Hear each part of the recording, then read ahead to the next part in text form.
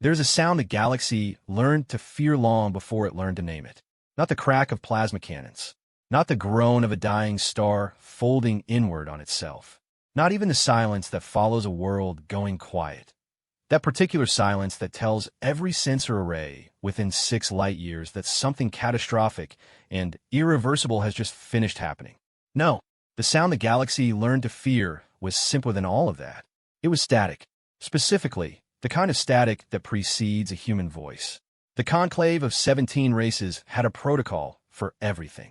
17,000 years of collective civilization had produced 17,000 years of documentation, procedure, committee formation, subcommittee formation, sub-subcommittee formation, and the eventual scheduling of a vote to determine whether the sub-subcommittee's findings warranted a full review. They had protocols for first contact, protocols for resource disputes, protocols for stellar disasters, protocols for the extinction of member species, a document nobody liked to open, but everybody quietly kept updated because that was the responsible thing to do. They did not have a protocol for what happened on the 14th cycle of the third galactic order, when a signal tore through the quantum relay network at a frequency no species in the conclave had ever used. A frequency, as it turned out, that human communication arrays defaulted to automatically, only in emergencies. The signal lasted 11 seconds. Whoever sent it had been in the process of dying when they pressed the button. That much was clear from the audio. What was not clear, what kept the Conclave's Xenolinguistics division awake for 3 consecutive cycles parsing and reparsing the 11 seconds, was a single phrase embedded in the final 2 seconds of the transmission. A phrase spoken not in the panicked register of a species begging for help.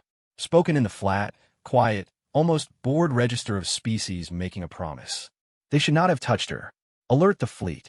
The Xenolinguistics division filed their report. The report went to the Translation Committee. The Translation Committee forwarded it to the emergency session of the full conclave with a single notation attached, unusual for a body famous for its exhaustive annotations. The notation read, "We believe the correct response to this transmission is immediate action. We do not know what the humans are going to do. We know only what they have historically done when someone hurts one of their own. We recommend not being in the way." The full conclave convened. They played the 11 seconds. They argued for 6 hours. And then, because 17,000 years of collective civilization had also produced 17,000 years of collective wisdom, they did the one thing their protocol documents had never once anticipated. They got out of the way. What came next rewrote 17 different species' understanding of warfare, diplomacy, loyalty, and the specific catastrophic danger of a Deathworlder deciding that something or someone is worth protecting. This is that story. It starts with static. It ends with the galaxy changed. The quantum relay station, designated QR 7 Meridian, sat at the edge of what most civilized species call the outer scatter, a loose collection of colonized rocks, gas harvesting platforms, and deep space research installations that existed mostly because someone once decided the outer fringe of explored space needed a mailing address. QR 7 Meridian was not glamorous. It was not strategically significant. It was staffed by a rotating crew of 11 beings from 4 different species. Its primary function was to bounce communication signals from the inner systems to the far colonies. And the most exciting thing that had happened there in the past 3 years was when Senior Operator Thesic had discovered that the break room nutrient dispenser could be convinced to produce something resembling a sweet beverage if you hit it on the left side twice before entering your order. Thesic was a Vorathian, gray-green skin, for arms, eyes the color of copper wire, and a temperament so deeply committed to routine that her crewmates had begun using her morning shift arrival as a clock-setting reference. She arrived at her station every morning cycle at the exact same moment, sat down in the exact same way, activated her console in the exact same sequence, and then spent approximately 40 minutes doing absolutely nothing because the relay traffic was always the same and always required nothing from her. This morning was different. She was halfway through her console activation sequence when the alert board lit up. Not the standard amber of routine high-priority traffic. The red of something the system had never encountered before, a signal category that existed in QR 7 Meridian software because the station's original designers had believed in being thorough, but which had never, in the relay's 60-year operational history, ever actually triggered. Emergency biological distress. Non-standard frequency. Human origin encoding. Thesic stared at the board for 3 full seconds, which for a Vorathian represented something close to shock paralysis. Then, she did what her training said to do. She opened the signal. 11 seconds of audio came through. The first 9 seconds were noise, the compressed, crackling static of a transmitter that had been damaged before it was activated. Behind the static, barely audible, was the environmental sound of something that Thessic's translation suite identified as the aftermath of an explosion. Metal settling, air escaping somewhere. The low, rhythmic sound of a fire suppression system failing. Then the voice. It was female. Young, probably by human standards. Thessic had spent enough time working alongside human crews to have developed a rough, intuitive sense of their vocal aging. The voice was not screaming. It was not crying. It was speaking a volume and a pace that indicated the speaker was very calm, which, given the environmental audio behind her, indicated either that she had gone into shock or that she was, in some fundamental way, the kind of person who became very calm when things became very bad. This is Dr. Yara Osei, Research Station Perihelion Deep, Sector 9. Station compromised. Unknown aggressor. They took Dr. Vasquez. I repeat, they took him. I am Sinjin coordinates. They should not have touched her. A pause. A breath. Alert the fleet. Then static. Thessic played it twice. Then a third time. She was not, by nature, an excitable being. She had worked the relay for 11 years and had developed the particular calm of someone who processes other people's crises professionally and from a very comfortable distance. But something about those last 6 words, the flatness of them, the absolute absence of pleading in them, the way the speaker had not said please or help us or we need assistance, but had said alert the fleet the way someone might say close the door on your way out. Something about that made the copper wire eyes go very still. She flagged the transmission priority absolute and sent it up the chain. Then she sat back in her chair and did something she had never done in 11 years of shift work. She stayed late to see what happened next. The conclave of 17 races maintained its administrative headquarters on a space station called the Meridian Hall. A different meridian from the relay, just an unfortunate naming coincidence that caused endless bureaucratic confusion, orbiting the neutral world of Tethys Prime. The station was large enough to house permanent delegations from all 17 member species, a translation corps of over 3,000 specialists, and a cafeteria system that had been diplomatically engineered to be equally unsatisfying to all 17 species simultaneously, which was considered a diplomatic achievement. Ambassador Veresik of the Sheth Collective received the flag transmission report at what passed for early morning in his quarters. He was Sheth, tall, pale, with the bioluminescent gill frond along his jaw that fluttered when he was processing something complicated. Right now, they were doing a great deal of fluttering. He read the report. Then, he read the transmission transcript. Then, he pulled up the attached coordinates for Perihelion Deep Research Station and cross-referenced them with the Conclave's current intelligence maps. Sector 9, Deep Fringe, Human Research Station, registered 6 years ago under the Joint Scientific Charter. 2-person crew. Dr. Yara Osei, xenobiologist, human. Dr. Carlos Vasquez, materials scientist, human. Unknown aggressor. He pulled up the intelligence flagging for Sector 9 and went very still when he saw what had been moving through that region of space for the past 4 months. The Sheth Collective's border observation posts had logged 17 incidents of unregistered vessel activity. Vessels that matched known Conclave members' design signatures. Vessels that had, until now, not appeared to have any particular agenda beyond moving through space quickly and without announcing themselves. Apparently, they had an agenda. Veresik sent an immediate request for an emergency session of the full conclave. The request went through at 0340 station time. By 0400, all 17 delegations had confirmed attendance, a thing that had, in the conclave's documented history, happened exactly twice before, both times in response to extinction-level events. The delegations arrived, still pulling on their ceremonial garments. Some of them were still eating. The Kethera ambassador arrived carrying a sleeping young one in a secondary arm, and was apparently unbothered by this. Urgency had stripped away the ceremony. That alone told Veresik something about the collective state of conclave nerves. He had not yet told them what was in the transmission. He played it now. The chamber, which held approximately 200 beings, produced the specific silence of creatures who have just heard something that has made their threat assessment instincts fire simultaneously. Veresik watched the reactions with the professional attention of a diplomat who had spent 40 years reading rooms. The Kethera ambassador had gone rigid. The Thule representative, a species famous for their difficulty in reading social cues, had nevertheless clearly picked up that something was very wrong because they were doing the agitated membrane flutter that passed for alarm among their kind. The human delegation, 3 humans sat at the far end of the chamber, the most junior of the 17 delegations by admission date, quiet and often overlooked, had gone somewhere else entirely. Still, expressionless, eyes forward. Their SEK had learned, over the years, that when humans went very still and very expressionless, it was not because they felt nothing. It was because they felt too much to let it move their faces, and they were using all available energy to make decisions instead. He introduced the report. He introduced the coordinates. He introduced the 40 years of border incident data. He outlined, as calmly as he could manage, the current state of what they knew. An unknown aggressor, he said, has attacked a registered Conclave research station in Sector 9.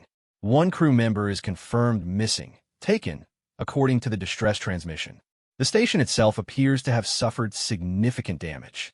As of this session, we have no confirmed contact with either crew member, no intercept of the aggressor vessel, and no indication of motive. He paused. The transmission, he continued, ends with a request to alert the fleet. He felt the room go very quiet in a different way. The human fleet, he clarified, though the clarification was not truly necessary. Everyone in that room knew there was only one species in the conclave that used the definite article in that way. Not their fleet. Not a fleet. The fleet. The singular, certain, already assumed presence of something massive and waiting. We must decide how to respond. The chamber erupted. What followed was 6 hours of argument, and Veresike had attended enough conclave emergency sessions to know that 6 hours was actually short. The Thule wanted to send a diplomatic envoy to the region first, establish communication with the unknown aggressor, understand motive. The Kethera wanted to quarantine the sector entirely until the aggressor could be identified. The Varathian delegation, Thessic's people, a species by nature inclined toward procedure, wanted a formal investigation committee established before any operational response was authorized. The human said nothing for 5 hours and 43 minutes. Then, the most senior of the 3 human delegates, a woman named Ambassador Carla Reyes, who had represented human interests at the conclave for 12 years and was known for her patience and her precision, set down the stylus she had been holding and said quietly into the chamber's audio system, "Permission to speak." The room quieted, not because protocol demanded it, though it did, because when humans who had been quiet for nearly 6 hours asked permission to speak, other species had learned to listen. "We've been tracking this aggressor independently," Reyes said. She said it the way someone says something they know is going to change the room. Not with drama, with the flat certainty of fact. The vessel type matches a known design belonging to the Krath sovereignty. Independently operating Krath vessels have been in that region for 4 months. We believe this is a targeted abduction, not random, not opportunistic. They knew what they were going for. She let that settle for exactly 3 seconds. We also want the conclave to understand something clearly. Dr. Vasquez is human. He is ours. The Krath sovereignty has taken a human citizen from a registered conclave installation. We are informing this body as a courtesy. We are also informing this body that we have already transmitted the distress coordinates to the fleet. Silence. Already, the Thule representative started. Before this session began, Reyes said, "Yes, more silence. A different kind. The kind where 17 species were doing the mathematical calculation of how many hours ago the session had started, and then calculating how much of a head start that represented, and then coming to the same collective conclusion, which was considerable. The fleet is already moving," she said. Not question, not announcement. Just the quiet finalizing of a fact. We are not asking for permission. We are asking whether the conclave wishes to be involved. If yes, we would welcome support. If no, we ask only that no conclave vessel enter Sector 9 until we have completed our operation. Ambassador Veresike looked at his counterpart across the chamber. His Gilfrond were doing something he could not quite control. The Kether ambassador, he noticed, had shifted its secondary arm to hold the young one a little tighter. Not from fear exactly, but from the species' deep instinct of a parent who has just been reminded that there are things in the galaxy that move faster than caution. "What?" he asked, and he already knew this was the question everyone in the room was holding. Does the fleet intend to do when it arrives? Ambassador Reyes looked at him with the patient, level gaze of someone who has thought this through entirely and has no particular interest in softening the answer. Find him, she said, and make it very clear to anyone watching that this was a mistake. She picked up her stylus. That is all. The fleet moved. It had been moving since 3 minutes after the transmission reached human command, which was, as it happened, several hours before any of the conclave session even began. Human Fleet Command, upon receiving the emergency signal from QR-7 Meridian, had done 2 things simultaneously. They had opened a full-spectrum intelligence review of the Sector 9 incident, and they had begun spinning up drive cores. The 2 things happened at the same time, because Human Fleet Command had learned, through a very long and very specific history, that intelligence reviews and drive core spin-ups were not sequential operations. You gathered information while you moved. You planned while you traveled. You did not wait for complete information before beginning to respond, because complete information was a thing that arrived after the window for action had closed, and the window for action was the only thing that mattered. Fleet Commander Ishan Morrow had been in his bunk when the alert came through. He was an older man, a big one, with the kind of quiet authority that had less to do with rank and more to do with the fact that everyone who'd ever served under him had watched him make the correct decision under the worst possible conditions, and had not forgotten it. He'd served 31 years. He'd seen 7 major engagements. He had the kind of stillness that Dr. Osei had in that last transmission, the stillness of someone who becomes more settled, not less, when the stakes go up. He read the transmission, read the coordinates, pulled up the Sector 9 intelligence file, and stared at the craft activity maps for approximately 90 seconds. Then, he pulled up his fleet manifest. 11 warships currently within response range of Sector 9. 3 heavy frigates, 6 destroyers, 2 support vessels. Plus the carrier group currently running exercises 14 hours out, 22 additional vessels, including the flagship UHS Resolute. He authorized deployment of the frigates and destroyers immediately. The carrier group would follow. Give me everything we have on Krath sovereignty facility locations in that sector, he told his intelligence officer. And someone contact the research station. I want to know if Dr. Osei is still alive, and if she can give us anything else. Sir, the station's communication array appears to have been damaged in the attack. We're getting no response on standard frequencies. Morrow processed this. Try emergency beacon frequencies. Try everything. If she sent that transmission, she had power somewhere. Find it. Yes, sir. He moved to the bridge. The drive cores were humming. Through the viewport, the stars were already beginning to shift as the ship's navigation system plotted the jump sequence. He thought about the transmission, specifically about the last 6 words. Not because they told him anything he didn't already know, he would have moved regardless of what she'd said, because one of his people had been taken, and that was all the information required. But because of the tone, the absolute, undramatic certainty of those 6 words. Alert the fleet. Asterisk, not a plea. A trigger. She'd known exactly what she was doing when she said it. She'd known what it would set in motion. She'd said it the way you pull a handle that drops the gates, the way you push the button that starts the thing that cannot be stopped once started. She'd also said something before that. Something Morrow kept turning over. They should not have touched her. Asterisk, not him. Her. And Vasquez was a him. He brought up the personnel files for Perihelion Deep. Dr. Yara Ozai, Dr. Carlos Vasquez. He read Vasquez's file quickly. Materials scientist, 6 years with the Joint Research Program. Good record, no flags. Then, he read Osei's file. He stopped at the section listing registered personal connections. He read it twice. Then he set the file down and looked out at the stars moving past as the ship prepared to jump, and he understood what Dr. Osei had meant. And why she'd been so calm. She wasn't just a scientist who'd watched her colleague get taken. She was a wife who'd watched her husband get taken. And she'd done it, kept her voice level, gotten the signal out, said the words that would bring the entire weight of humanity's military capacity down on whoever had made that mistake. She'd done all of it in 11 seconds, with a damaged transmitter, in a station that was on fire around her, because she was a human being in the specific type of crisis that human beings had, over the course of their entire history, proven to be absolutely, catastrophically, world-altering bad at tolerating. Someone taking what was theirs. Morrow gave the jump order. The fleet moved. Outside the viewport, Sector 9 was waiting, unaware of what was coming toward it. moving at speeds that the craft's sovereignty strategic planners had, apparently, not thought to calculate. That was going to be a problem for them. A very large one. The star stretched and vanished. Dr. Yara Osei was alive because she had, at the exact moment the craft boarding party breached the station's secondary airlock, been in the geology sample storage room, which was on the opposite side of perihelion deep from the airlock, separated by 3 pressure doors and a maintenance corridor, and which had no windows, no network terminals, and a manual lock that required a physical key rather than a code. She had been in there at that specific moment because Carlos had asked her to pull a rock sample. That was the part she kept coming back to, sitting in the dark of the sample room with the manual lock thrown, and the distant sounds of things being destroyed settling slowly into silence. He had asked her to pull a sample. She had gone to get it. 30 seconds later, she had heard the airlock alarm.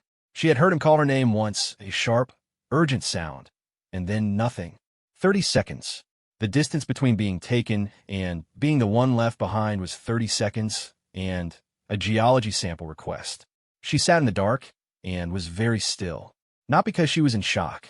She understood the difference on a clinical level between shock and the specific type of stillness that her brain was enforcing right now.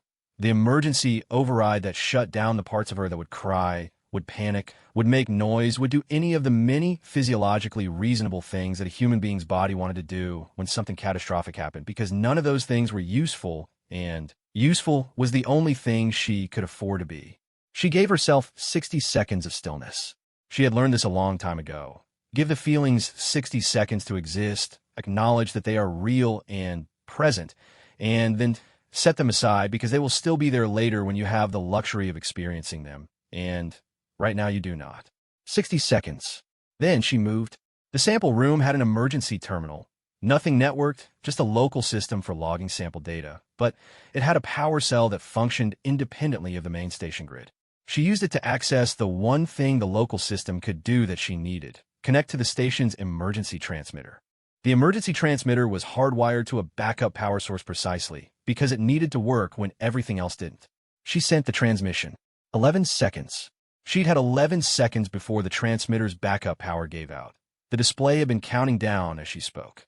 She'd chosen her words with the precision of a woman who'd spent 20 years doing field work in environments where being concise could mean the difference between getting help and not, and with the particular precision of a woman who knew, as she was speaking, exactly what she was setting in motion and exactly why it mattered that she get it right. Alert the fleet. Asterisk, not please send help. Not we have been attacked. The fleet. 2 words that meant one specific enormous thing. She knew what those words did. She knew, because Carlos had been fleet before he was a scientist, and she had spent 7 years married to a man who understood the machinery of that phrase in his bones. She had learned it from him. She had learned what it meant to speak it, and what would happen when the right people heard it. She had also said they should not have touched her, because they had.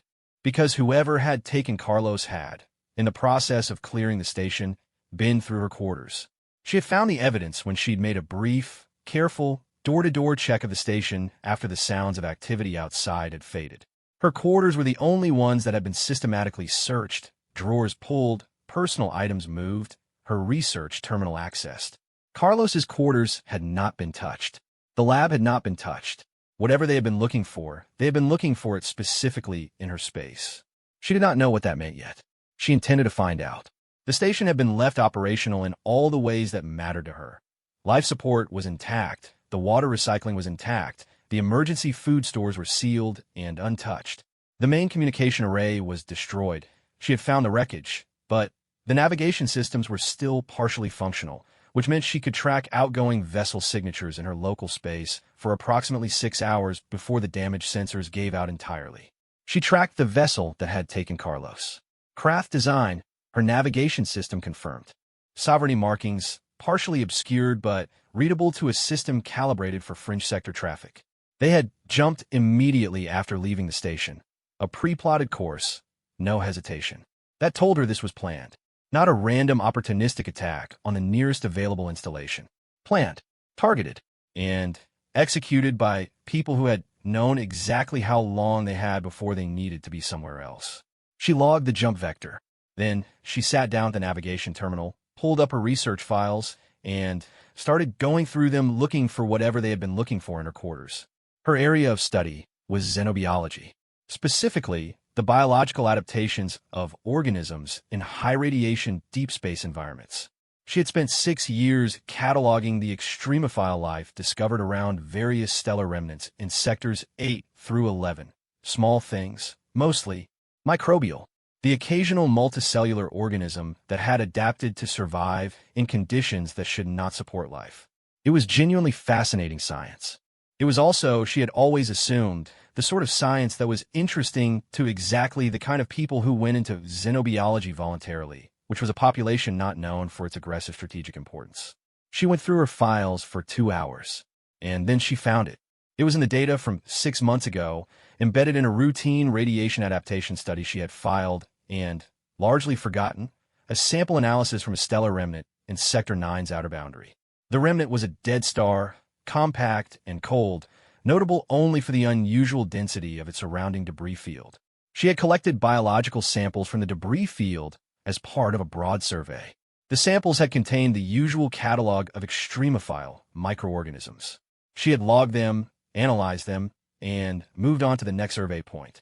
What she had not recognized at the time, because it required the kind of cross-disciplinary expertise she didn't have, was that one of those microorganisms was producing, as a metabolic byproduct, a compound with a molecular structure that bore a striking similarity to the base compounds used in a class of materials she had since learned about from Carlos's work. Materials used in drive core shielding. Specifically, a newer class of shielding material that Carlos's team had been working on for the past year. A shielding material that, if refined from a natural biological source rather than synthesized industrially, would require a fraction of the energy input to produce and would be, by Carlos's own preliminary calculations, approximately 6 times more durable than the current standard. She stared at the molecular comparison she had just run. The microorganism in her survey data was producing, in the wild, the precursor compound to the most significant materials science advancement in fleet shielding technology in 3 decades. The sample location data was in her files, which are now also, presumably, in the Craft Sovereignty's files, along with whatever information they had been able to pull from her terminal in the 6 minutes they had spent searching her quarters. She leaned back in her chair. Carlos was a materials scientist. He had not been taken because they wanted a materials scientist, though they had presumably recognized the coincidence as fortunate. He had been taken because he was there, and because taking him gave them leverage, and because they had needed to move quickly and had calculated that an abducted human crew member would slow down the response. They had calculated incorrectly. She spent another hour pulling together everything she had. The transmission log, the craft vessel data, the jump vector, the sample analysis, the molecular comparison. She compiled it into a single encrypted file and addressed it to Fleet Command using the emergency encoding Carlos had made her memorize 2 years ago, delivered through the navigation system's emergency burst capability, which was slow and battery draining, but would reach a fleet relay within 18 hours. Then, she made a decision. She was not going to wait for rescue. She was not going to sit in the sample room with the manual lock thrown and exist as the woman who needed to be collected. She was going to be useful. She was going to do what she had always done in difficult environments, gather data, analyze, and give the people who needed information the information they needed to operate. She started documenting everything. On the Craft Sovereignty vessel Ket Ascendancy, Dr. Carlos Vasquez was sitting on the floor of a climate-controlled holding cell, trying to decide if the cultural slight of being put on the floor was intentional or if the craft had genuinely not thought to provide seating. He had a preliminary hypothesis that it was a bit of both. Carlos was a materials scientist. He was also a veteran of 7 years in the human fleet, which had given him a particular relationship with the experience of being in a bad situation. Specifically, the relationship of someone who had been trained to assess a bad situation the same way he assessed a material under stress. Methodically, looking for failure points, looking for load-bearing structures, looking for what would give and what would hold. He had been in the cell for approximately 4 hours. He had, in those 4 hours, cataloged the following. The cell's dimensions, roughly 3 meters by 4. The cell's material composition, a dense alloy he did not recognize, but which had a particular resonance quality that suggested layered construction. The location of the atmospheric vent, upper left corner, the location of the observation sensor, upper right corner. Poorly positioned to see the lower left corner of the cell, which was therefore his preferred location. And the behavioral patterns of the Crath Guard who checked in every 40 minutes. He had also established, by the manner of his abduction and the evident preparedness of the boarding party, that this was not random. They had known his name. They had used it. A Crath officer, speaking through a translation device, had addressed him by name within 30 seconds of entering the station. They had also, in the chaos of the seizure, attempted to access Yara's research terminal while one squad held him at the airlock. He had not been in the lab. He had been in the common room, and he had heard them, boots on metal, the specific cadence of a search team moving through a small space, and he had understood immediately that they were looking for something specific, which meant this was intelligence-driven, which meant somewhere out there, somebody had decided that something at perihelion deep was worth the considerable diplomatic consequence of attacking a conclave research station. That was a significant gamble. It was a gamble that suggested they either did not know what they were initiating, or they did know and believed they could move faster than the response. Carlos had spent 7 years understanding how fast the fleet response could be. They were going to be wrong. The cell door opened.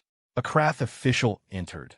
Not a soldier, a functionary, identifiable by the administrative rank markings on the collar of their environmental suit. The Crath were bipedal, roughly humanoid in the broadest sense, with angular gray-blue features and reflective ocular structures that caught light in a way that made it difficult to read their expressions. The translation device at the functionary's throat produced sound approximately half a second after the Crath's own vocalizations. Dr. Vasquez, the functionary said, settling into a stance that Carlos interpreted as intended to project authority. I trust you are comfortable. I'm on the floor, Carlos said. The functionary's ocular structure shifted. An oversight. We will provide furnishings. Appreciated. He kept his voice level and easy. This was also something the fleet had taught him. Meet authority with pleasantness, because pleasantness was disarming and disarming was useful. What can I do for you? You can help us understand your research, the functionary said. Specifically the materials refinement work you have been developing with your research team. I'd be happy to, Carlos said, and meant none of it. Could I ask what your particular area of interest is? My team covers a fairly broad spectrum. The functionary's translation device paused slightly before rendering the next statement. Drive shielding applications. The biological synthesis pathway your team has been developing. There it was. Carlos looked at the functionary with the steady, open expression of a man who is processing a significant amount of information very fast and giving none of it away. They knew about the biological synthesis work, which meant they had either intercepted fleet communications, significant intelligence breach, or they had gotten it from Yara's data, which meant they had been monitoring perihelion deep specifically, which meant this had been planned over a period of time long enough to establish surveillance. It also meant they knew that Yara's research was connected to his, which meant they knew what they had in Yara's data files. That's interesting, Carlos said pleasantly. We haven't published anything on that yet. It's still very preliminary. We are aware, the functionary said. We have some of Dr. Osei's survey data. We would like you to help us understand the materials application pathways. Of course, Carlos said. I'd like some furnishings first, though, and water, and something to eat. I function much better when I'm comfortable. The functionary processed this for a moment. Those things will be provided, it said. Wonderful, Carlos said. Take your time. I'm not going anywhere. He smiled at the observation sensor as the functionary left, because it gave him something to do with his face that wasn't the other thing he wanted to do with his face. He had always been good at that. The controlled surface. Yara said it was his fleet training. He said it was just his personality. The truth was probably somewhere between the two.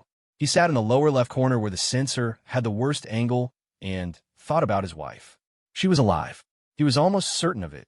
The boarding team had been methodical, and their objective had been him, not the station. If she had been in the lab or the common room, she would have been collected or worse. The fact that they had not produced or suggested she had not been in the accessible areas. Yara had a habit, when deeply focused on data analysis, of retreating to the sample storage room, which was cold and quiet and about as far from distraction as the station could offer. She had been in the sample room. She had heard the alarm, heard it go wrong, and made a decision. He knew his wife. He knew exactly what she had done. He had made her memorize the fleet emergency encoding for a reason, for a moment exactly like this one, for the specific scenario of something going badly wrong in a remote location with a compromised communication array. He had taught her the exact words to say. Alert the fleet. Asked her if she had said them. He was as certain of that as he was of anything, which meant the craft sovereignty had he did a rough calculation based on the jump time, the relay distance, the fleet's response protocols, perhaps 20 hours before they had a very serious problem. He was going to make sure they didn't get to use those 20 hours productively.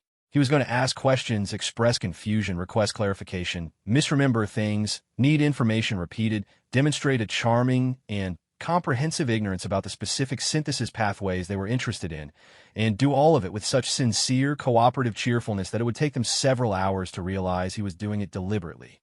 He had once kept a fleet tribunal occupied for 9 hours with a masterclass in strategic confusion during a training exercise. He could manage 20. He settled into the corner, thought about what Yara was doing right now, and allowed himself exactly 30 seconds to feel everything he felt about that. Then he set it aside. He had work to do. The fleet arrived in Sector 9 16 hours and 47 minutes after Dr. Osei's transmission reached QR 7 Meridian. 16 hours and 47 minutes was by the Conclave's standard crisis response benchmarks. Benchmarks developed over thousands of years of managing interspecies conflict, calibrated to account for the communication delays and mobilization timelines of 17 different military and security forces, extraordinarily fast. The Thule Security Force, fastest among Conclave members by that benchmark, had an average response time of 62 hours to a comparable emergency. The Kethera, second fastest, averaged 44. The human fleet had covered the jump distance, assembled, coordinated, and entered Sector 9 in 16 hours and 47 minutes. This was not, for the fleet, exceptional. This was in their internal documentation, classified as a Category 2 response. Standard for a crew member taken from a registered installation by a known aggressor with a confirmed jump vector. The kind of response where you moved fast, but not the fastest because you had enough information to be precise, and precision was better than raw speed. The Conclave delegations who had been tracking the fleet's movement on the shared tactical display in the session chamber. The session was still technically ongoing because no one had formally moved to close it. Watched the timestamp appear on the display when the fleet's entry ping reached the nearest relay. The Varathian delegate, Thessic Superior, who had been in session since the beginning and was running on 4 hours of sleep and the slightly off sweet beverage from the Meridian Hall's own cafeteria system, looked at the timestamp for a long time. 16 hours, she said. 47 minutes, the Thule representative supplied, with the helpfulness of a species that had not yet learned when additional precision was not comforting. 16 hours and 47 minutes, she agreed. From the transmission reaching the relay to the fleet in Sector 9. That includes the time we spent in session, the Sheth ambassador noted. He was doing the math. They were all doing the math. The fleet had been moving for some of that time before this session convened. They were moving before the session convened, Ambassador Reyes confirmed. She had been sitting quietly for the past 6 hours with the particular composure of someone who is watching something unfold according to a plan and is waiting for the other people in the room to catch up to where she already is. Fleet Command received the signal 3 minutes after it reached the relay. They authorized deployment immediately. Intelligence assessment ran concurrent with travel. Concurrent, the Varathian repeated. We find that waiting for complete information before moving is a pattern that tends to benefit whoever you're moving toward, Reyes said. She said it pleasantly. They get more time. We found it more effective to gather information while already in motion. The chamber was quiet in a thoughtful way. 17 species were, Veresik, suspected, individually running the same calculation. What would it mean, strategically, to be the target of something that moved like that? Not with aggression or ferocity. The fleet had not fired a single weapon yet, had not crossed a single restricted zone, had not violated any conclave protocol. They had simply moved with the unhurried certainty of something that has already decided the outcome and is simply traveling toward it. What is the fleet's immediate objective? The Kethera ambassador asked. The young one in its secondary arm had fallen asleep. It smoothed the young one's head, covering absently. A gesture so ordinary and so out of place in the context of a military crisis session that several delegates found their ocular structures drawn to it without quite knowing why. Locate Dr. Vasquez, Reyes said. Remove him. Address the responsible parties. Address, the Thule repeated. The translation suite sometimes had difficulty with human euphemisms, but there is a flatness to the way Reyes had said the word that required no translation. We would prefer a diplomatic resolution, Reyes said, with the air of someone saying something technically true. If the Krath sovereignty is prepared to release Dr. Vasquez and cooperate with an investigation into this incident, we're open to that conversation. Fleet Command has transmitted that offer. And if they're not? Veresik asked. Reyes looked at him. Then, we have 16 warships, and they have a very narrow window to reconsider.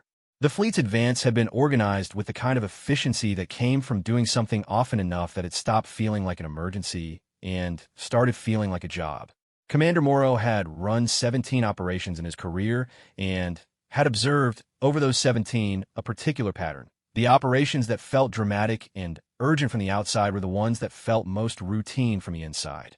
The inside of an efficient response was not excitement. It was checklists.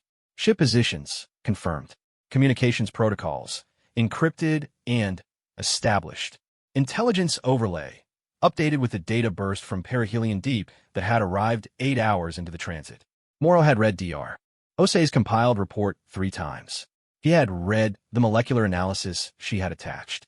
He had forwarded the synthesis pathway comparison to the fleet's materials science liaison, who had responded within 2 hours with a confirmation that was even translated into the clipped language of official communications, clearly written by someone who had just been surprised.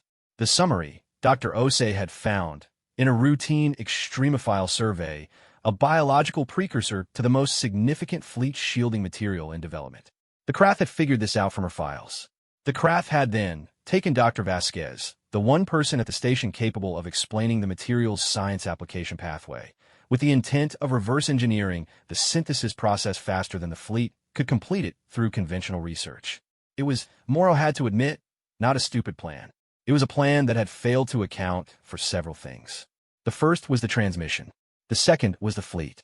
The third was that Dr. Vasquez had spent 7 years in service and knew exactly how to be useless while appearing cooperative. The fourth, and this was the thing Morrow kept returning to because it changed the strategic shape of the operation, was Dr. Osei herself.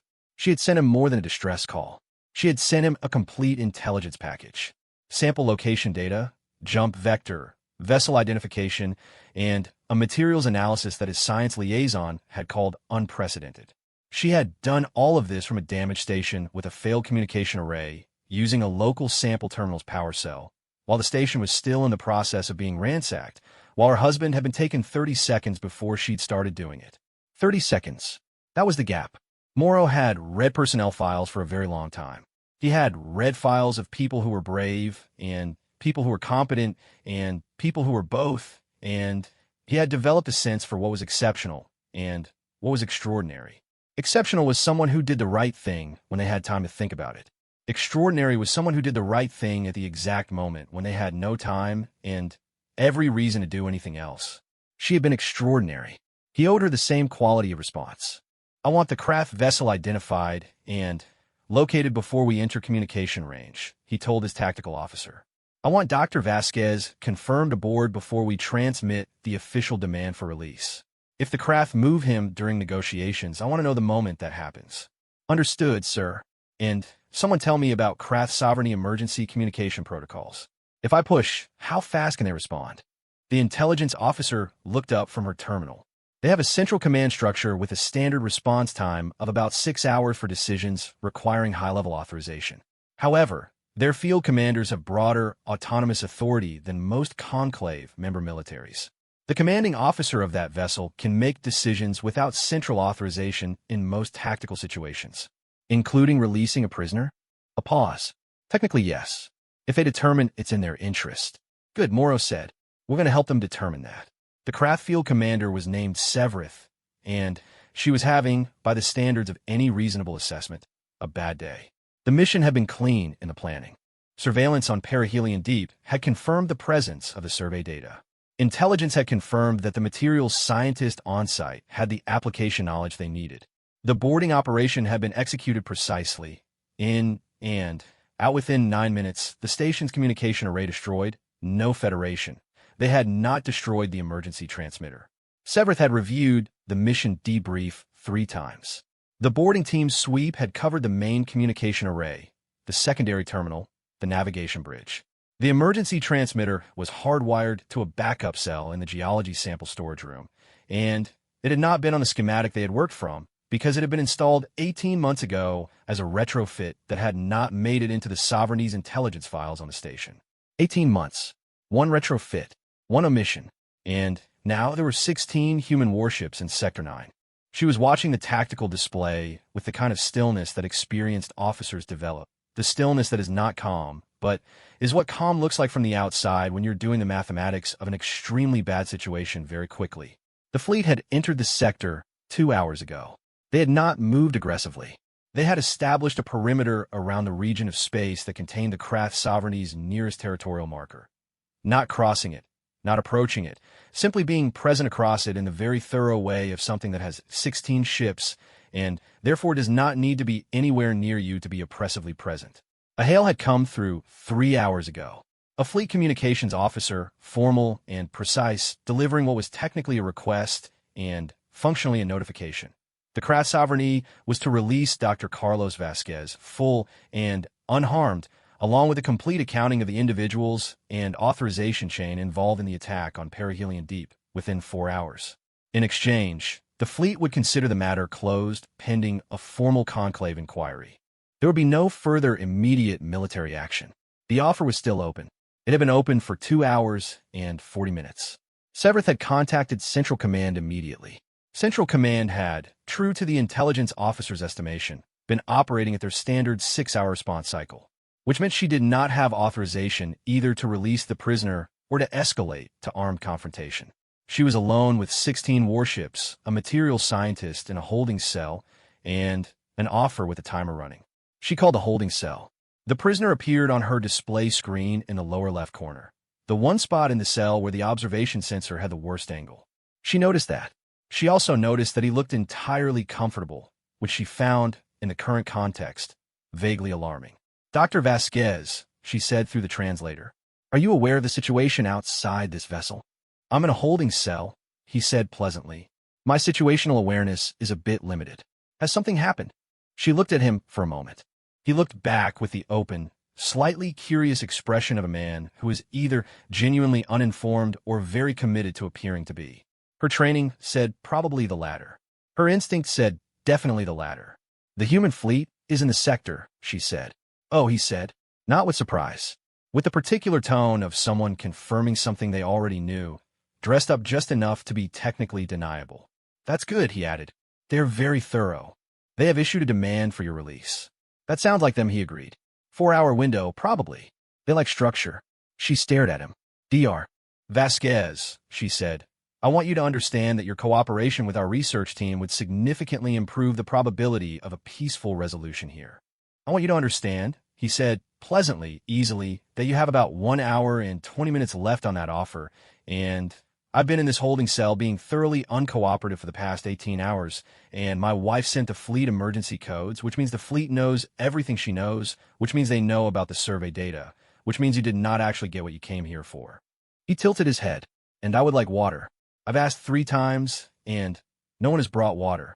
The translator struggled briefly with the word wife, and rendered it as primary bonded partner, which was close enough. Severith was quiet for a long time. "You are very calm," she said finally. "I've been in worse situations," he said. It was true. It was also the kind of statement that came out of someone for whom this was not the first time they'd been in a holding cell, and who had long since made peace with the possibility. "Release me, Commander. Go back to your Central Command, and tell them the operation failed. Let the conclave inquiry happen. This doesn't have to become a bigger thing than it already is." She looked at the tactical display. 1 hour and 19 minutes. She thought about 16 warships. She thought about how fast they had gotten here. "If I release you," she said slowly, "and you go back to your fleet, and the inquiry begins, what happens to the sovereignty?" "Diplomatic consequences," he said. "Significant ones. But you'll still have a sovereignty." He let that sit for exactly as long as it needed to. "The other option," she said, "I don't need to hear from you." "No," he said. "I don't think you do." 1 hour and 18 minutes. Severith closed the channel and called her weapons officer. "Stand down all offensive systems," she said. "Get me a secure channel to the fleet flagship." "Commander, now," she said, not unkindly, with the flat, certain weight of someone who has finished calculating. "And someone bring the prisoner water. He has been asking for 3 hours." The transfer happened in open space, equidistant between the craft vessel and the fleet's forward destroyer, on a heading that both parties had agreed to in the prior hour's communication, and that both parties' tactical systems were watching with the exhaustive attention of people who trusted the agreement, but not the situation. Carlos Vasquez was put in a small craft shuttle. Unarmed, running lights on, transponder active, course plotted exactly along the agreed heading, and released 17 minutes before Moro's deadline expired. Moro had the shuttle on sensors from the moment it left the craft bay. He watched it travel the distance without a word. His bridge crew watched with him. The tactical display showed the shuttle's position as a small blinking marker, moving at a pace that felt far too slow for what it carried, and Moro felt something loosen incrementally in his chest with every kilometer it covered until the shuttle pulled alongside the destroyer and the docking clamps caught it, and the marker on the tactical display went solid instead of blinking, and his tactical officer said quietly, "Shuttle secured, sir. Dr. Vasquez is aboard." "Medical bay," Moro said immediately. "Full evaluation, and I want to debrief the moment he's cleared." "Sir." He looked at the craft vessel on the display. Still holding position. Still powered down to a non-threatening configuration. Severith had held to every term. He believed, on balance, that she had made the correct decision under pressure and without the support of her command structure, and he intended to say so in his official report, because credit where it was due was a habit he'd never let go of. He opened the comm channel. "Commander Severith," he said, "the transfer is confirmed. The offer stands as communicated. Your vessel is free to leave the sector." A pause. The translation lag. Then, "Fleet Commander, we accept the terms." Another pause, slightly longer. "The Sovereignty did not sanction this operation at the highest level," Severith said. "I want that understood." "It will be noted," Moro said. He believed her, actually. The pace of the operation, the narrowness of its intelligence base. It had the shape of something that had been authorized somewhere below the level where large-scale diplomatic consequences were supposed to be weighed. Someone had seen an opportunity and moved on it faster than their own oversight structures could catch up. That happened. It happened in the fleet too, occasionally, and it always ended badly for whoever happened to.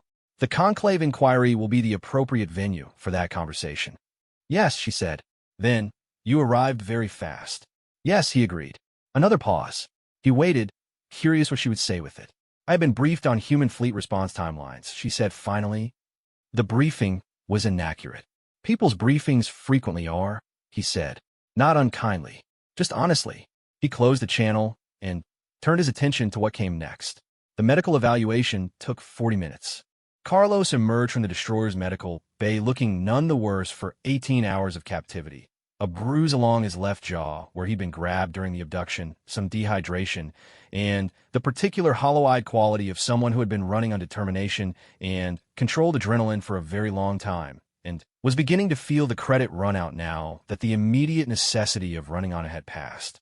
He sat across from Commander Moro in the destroyer's briefing room and gave his debrief with the precision of a man who had filed official reports before and understood what was actually useful. He covered the boarding party's behavior, the search pattern they'd run, the craft functionary's questions, the nature of his deliberate delay strategy, and the approximate contents of whatever they'd pulled from Yar's terminal. "The synthesis pathway data," Moro said. "Do they have enough to move forward without Dr. Vasquez's assistance?" "The survey data gives them the organism and the location," Carlos said. "That's the starting point. Without the application pathway work, without understanding how the compound gets from a raw biological precursor to a refined shielding material, it's not directly usable. They'd have to develop the application pathway themselves. That's years of work.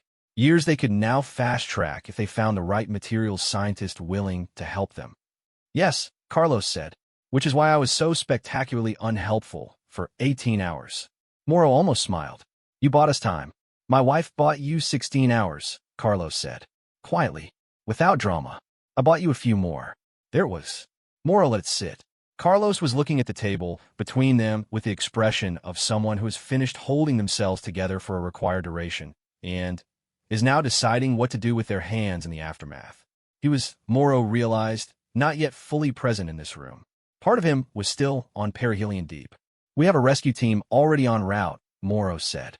"They'll have Dr. Osei off the station within 8 hours." Carlos nodded. Something in his jaw shifted. Not quite relaxing, not quite tightening. The specific tension of someone trying to absorb the fact that a thing they have been holding their breath about for 18 hours is now, apparently, going to be all right. She sent you everything, he said. It wasn't a question. Everything she had, Morrow confirmed. Survey data, jump vector, vessel ID, molecular analysis. Organized, cross-referenced, and delivered in an encrypted burst before her navigation system's battery gave out. Carlos was quiet for a moment.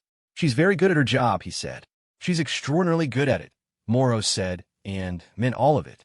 The rescue team reached perihelion deep 6 hours and 40 minutes after Carlos Vasquez stepped off the craft shuttle.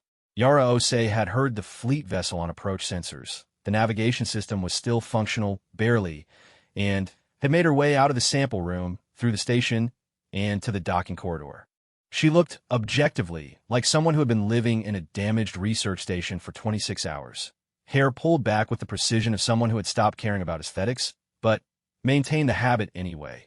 Research uniform showing the evidence of several hours of crawling through maintenance corridors to check sensor arrays, a cut on her right forearm from where she had misjudged a door frame in the dark.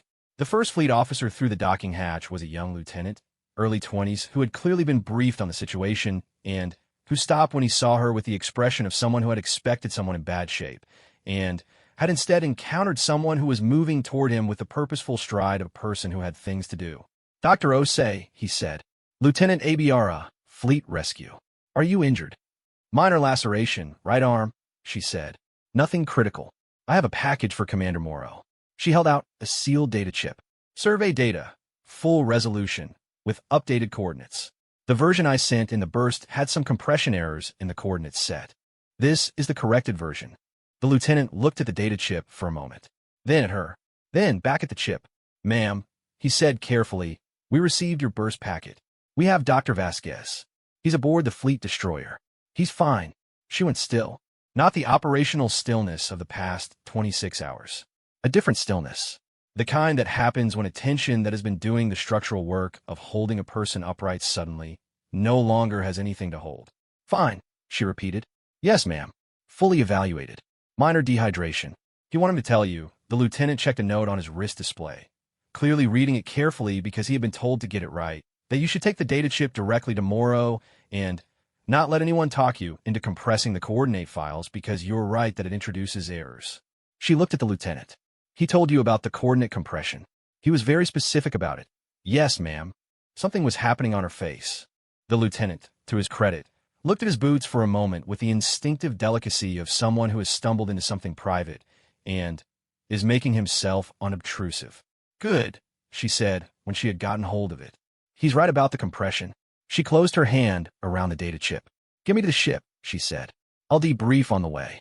Back at Meridian Hall, the conclave session had formally closed 4 hours after Dr. Vasquez's transfer and was now in the preliminary stages of what would become the longest and most thoroughly documented diplomatic inquiry in its recent history. Ambassador Veresque was in his quarters, writing his initial report, and pausing frequently to look out the viewport at the station's external structure, the framework and plating and running lights of 17,000 years of cooperative civilization, and thinking about 16 warships in 16 hours. The inquiry would take months. The Krat Sovereignty Central Command had issued a formal statement distancing itself from the operation while simultaneously declining to fully condemn it, which was diplomatically read as a government that had not sanctioned the operation at the highest level, but was not entirely sorry it had been attempted. Several internal political factions within the sovereignty, Veresque's intelligence contacts suggested, viewed the drive shielding development as a strategic threat requiring a response. The inquiry would have to navigate all of that. It would also, and this was the part Veresque kept returning to, have to grapple with what the past 30 hours had demonstrated. Not demonstrated to the humans. They already knew this about themselves. Demonstrated to everyone else. The conversation he'd had with the Kethera ambassador after the session closed had stayed with him. The Kethera were not a warlike species. Gentle, highly communal, famous for their elaborate kinship networks and the extraordinary lengths to which they would go to protect young ones. The ambassador, Veresque knew, had brought the young one to the session because the young one's bonded pair had been ill, and the ambassador had not wanted to leave the little one with a caregiver. The young one had slept through most of it. I watched the fleet's approach on a tactical display. The Kethera ambassador had told him, I have reviewed fleet response timelines before. We all have, when a human application to the Conclave was being assessed. We noted the capabilities. We considered them, I think, in the abstract. A pause. Watching in real time, when there is a specific name attached to the reason for the response, it is not abstract. No, Veresik had agreed.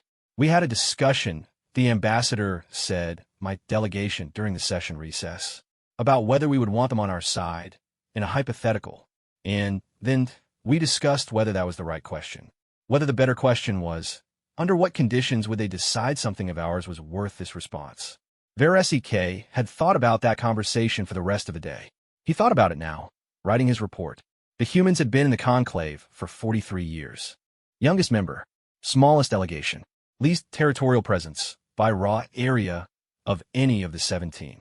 They had been admitted over the objections of 4 delegations who had pointed to their biological classification, a Deathworld species, high-gravity origin, extreme environmental stress tolerance, and expressed concerns about admitting a species whose fundamental nature had been shaped by conditions that most galactic life had never encountered and could not meaningfully survive. Those 4 delegations had eventually been persuaded by the argument that a Deathworld species with demonstrated technological sophistication and a commitment to cooperative engagement was better as a member than as a non-member, because non-members were not bound by Conclave protocols, and members were, and it was generally preferable to have agreements with a Deathworld than to not have agreements with one. That argument had been correct, but it had been, Veresik now understood, correct in a more complete way than anyone had fully articulated at the time. Because the other thing about having the humans as members, the thing that became obvious when you watched the tactical display, shows 16 ships arriving in Sector 9 in 16 hours, was that the humans were now on your side too.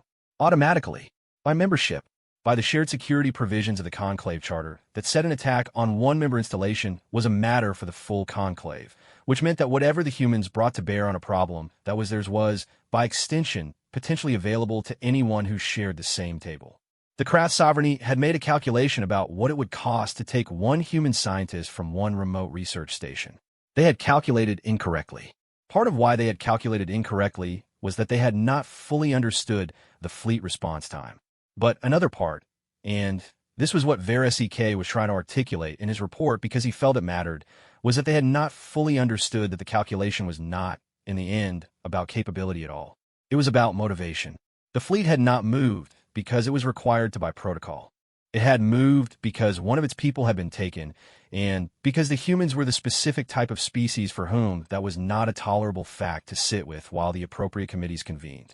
They had moved because Dr. Yara Ose had pressed a button, and the button had worked, and the Conclave had watched the whole thing happen in real time, and in watching it had understood something about what it meant to have this species at the table that all the capability assessments and Deathworld classifications and strategic analyses had not quite captured.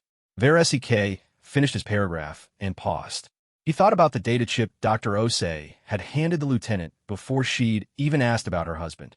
He thought about what Carlos Vasquez had said when his debrief reached the session record. My wife bought you 16 hours.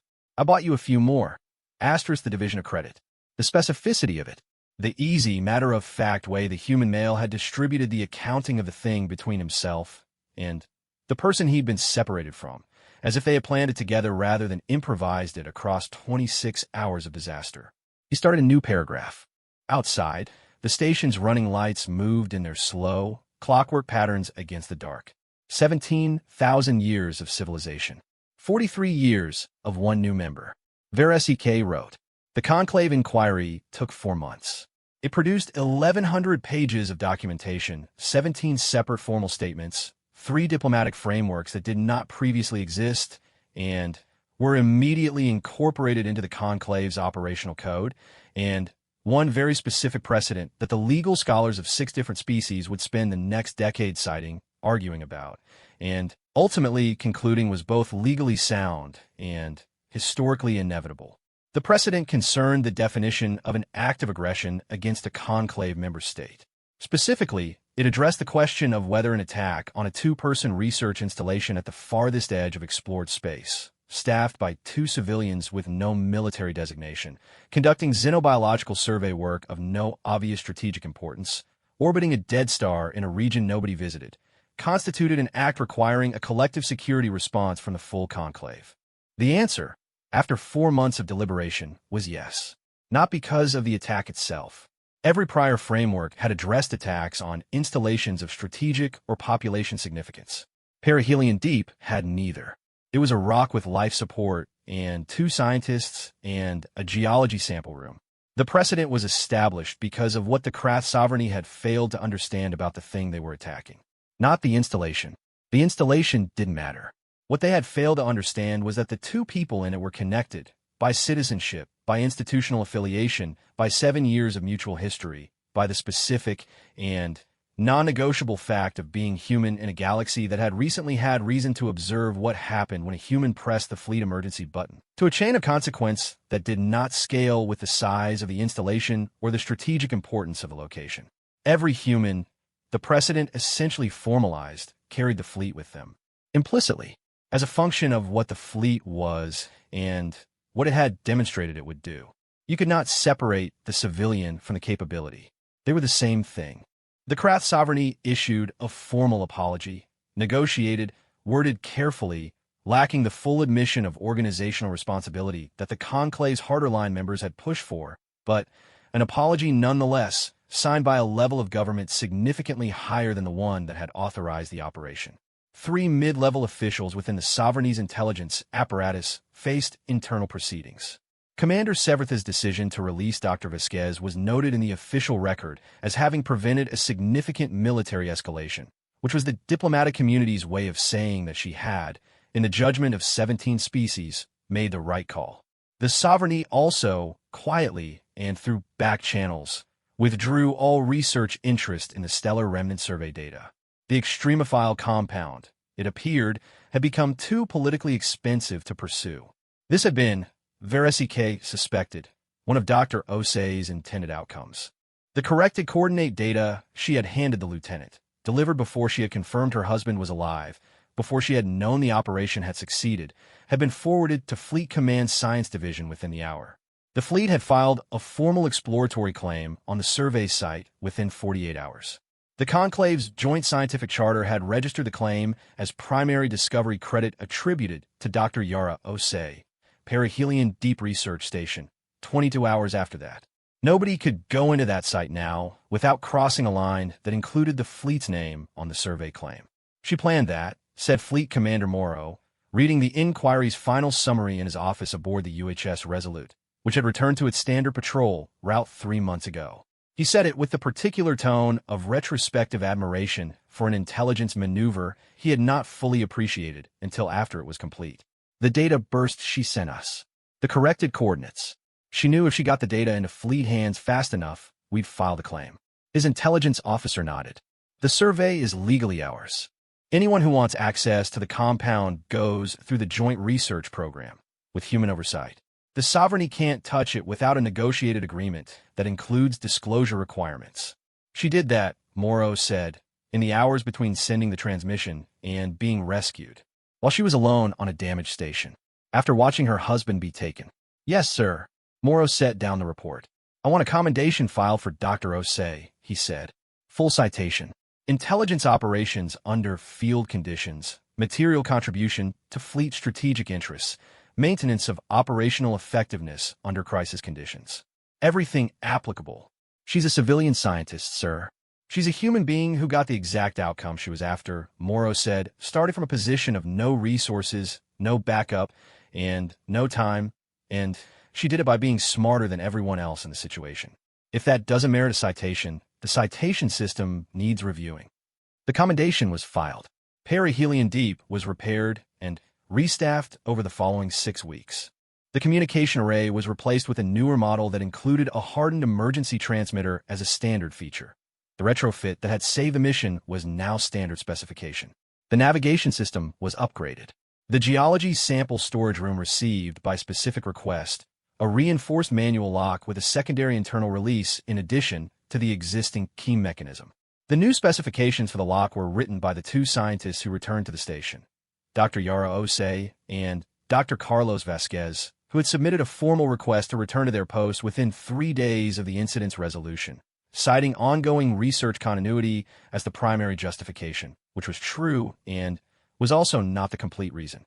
The complete reason was that perihelion deep was their station, their research, their work, and neither of them was the kind of person who let someone else's bad decision change what they were doing with their time. They returned on a fleet transport, accompanied for the first 2 weeks by security detail, standard protocol for reinstated installations in an area of recent hostile activity, who were pleasant company and eventually became familiar with the break room nutrient dispenser's left side hit trick, which they passed along to their replacements when they rotated out. The work continued. The extremophile compound, studied now with the full attention and resources of a joint fleet civilian research team, proved to be exactly as significant as Carlos's preliminary calculations had suggested. The shielding application pathway took 14 months to develop from the biological precursor to a refined, stable material. The first fleet vessel to have its drive shielding upgraded with the new compound was a frigate assigned to the Sector 9 patrol route, a choice that was officially described as operationally logical given the compound's discovery location, and which is also a thing that someone with a dry sense of humor had arranged because the frigate was the UHS Perihelion, named for the research station, which was named for the physics concept, and the coincidence was considered pleasing by most of the people involved. Dr. Osei gave the commencement lecture at the Joint Research Program's annual symposium 2 years after the incident. The lecture was about extremophile biology, about the organisms that lived in the places the universe was most hostile, and what could be learned from studying something that had not only survived but thrived in the conditions most likely to destroy it. She did not refer to the incident directly. She did not need to. She had been introduced by the program director with a citation and a list of commendations and an audience of 300 researchers who had read the inquiry's public summary and already understood the context. She talked about the organisms. She talked about what it meant biologically to have evolved in an environment that pushed against you from every direction, that made every moment of existence a negotiation between the thing trying to survive and the conditions trying to stop it. She talked about the specific adaptations that came from that kind of pressure, the reinforced membranes, the redundant systems, the chemical mechanisms that turn environmental stress into energy rather than damage.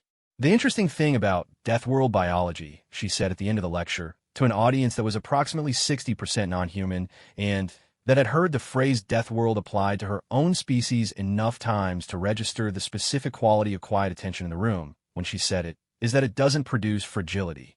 It produces a particular kind of resilience that only makes sense in context. The organism isn't strong because it was born strong.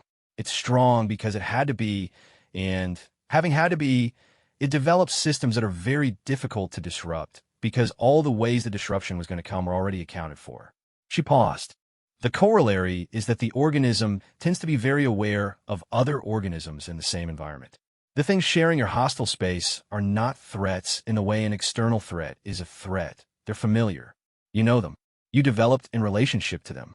You understand them the way you understand yourself, because the same conditions produced you both. She looked out at the audience. This has relevance, she said, beyond the biology. She left it there.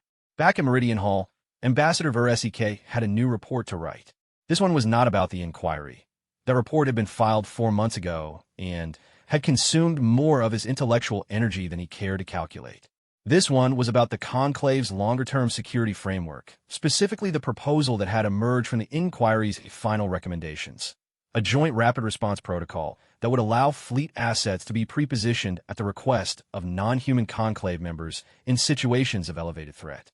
In plain terms, any Conclave member could request, and the fleet could provide, faster response to the kinds of situations the inquiry had shown could arise without warning in the outer territories. The debate over this proposal had been, predictably, lengthy.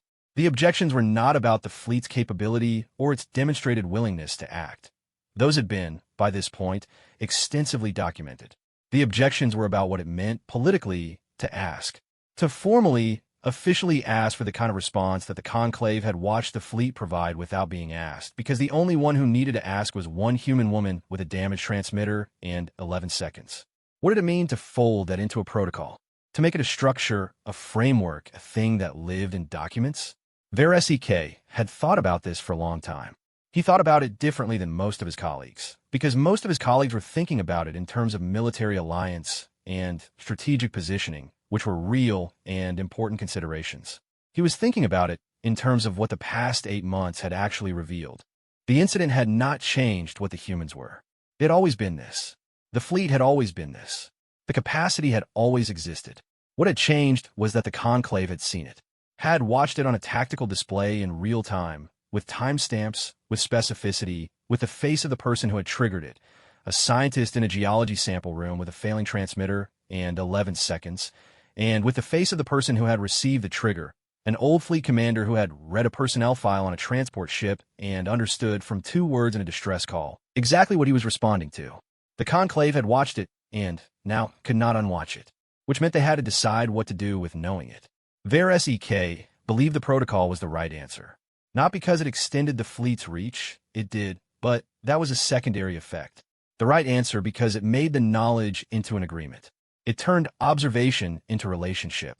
It took the thing the Conclave had watched, this specific, extraordinary, slightly incomprehensible thing that the humans did when one of their own was in danger, and it said formally, officially, on behalf of 17 species, yes, we see this. We understand this is what you are. We are asking to be adjacent to it, because being adjacent to it means being adjacent to the thing the craft sovereignty discovered the hard way. That being adjacent to a human was not a vulnerability. It was the opposite of a vulnerability. VAR-SEK wrote that into the report. He wrote it carefully, in the measured language of diplomacy, stripped of the parts that would read as too personal in an official document. But it was there, in the structural argument, in the logic of what he was recommending and why. He filed it 3 weeks later. The proposal passed in the conclave session by 14 votes to 2, with 1 abstention. The craft's sovereignty voted in favor. The last piece was a small one. QR 7 Meridian Relay Station received its annual operational review 6 months after the incident. Senior Operator Thesic submitted her evaluation of a year's relay traffic, the station's technical performance, and the significant events of the operational period. She spent 2 paragraphs on emergency signal. She described receiving it, flagging it, and transmitting it up the chain. She described staying late to see what happened next, which was against protocol, but which she had done anyway. In the final paragraph of the section, she wrote something that her supervisor would later describe as unusual for an operational report, and which the review board would choose not to edit out because it was accurate, and because, in its small way, it said something the formal documents had not quite captured. She wrote, "Asterisk, the signal was 11 seconds long. In my 11 years of relay operation, I have processed hundreds of thousands of signals of all categories and priorities. I have not thought about any of them afterward the way I think about this one. Not because of what it started, though what it started was significant. Because of how it was said. I am a Varathian. I was trained to value procedure and process and the orderly transmission of information. The signal was not orderly. It was a person in a terrible situation, alone, doing the most useful thing available to them. It was 11 seconds, and it was everything it needed to be. Asterisk, I'm glad I stayed to see what happened next. Asterisk, she submitted the report. Across Sector 9, in a repaired and humming research station orbiting a dead star above a debris field full of organisms that had learned to thrive in the places the universe pushed hardest, the work went on. The stars were where they had always been. The fleet was a little closer than it used to be.